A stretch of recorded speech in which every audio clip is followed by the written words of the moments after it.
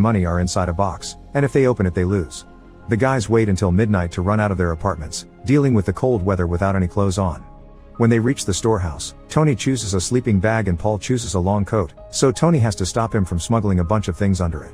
While they argue, a woman named Lucy comes out from another storage room wearing a pompous dress.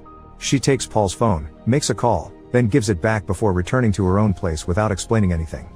The next day, they're visited by Paul's parents Wolfgang and Renata, who were worried because Paul didn't answer his phone.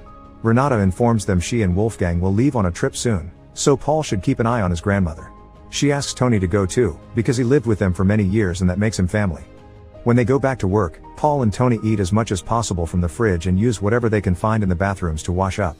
For the first few days, they choose clothing as their items to look presentable in public, but Tony also chooses a mattress while Paul picks up his phone. However, the phone runs out of battery, so he can't use it until he returns to the office and borrows someone's charger. One afternoon, the guys finally go to check on Grandma Oma.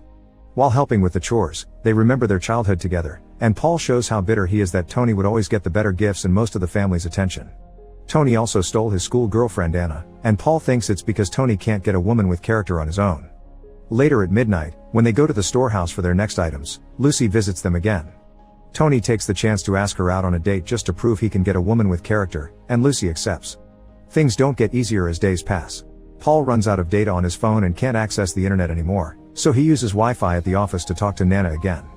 He looks at all the purchases he made before the bed and wonders why he buys this much if he doesn't need those things, and Nana explains that buying makes him happy.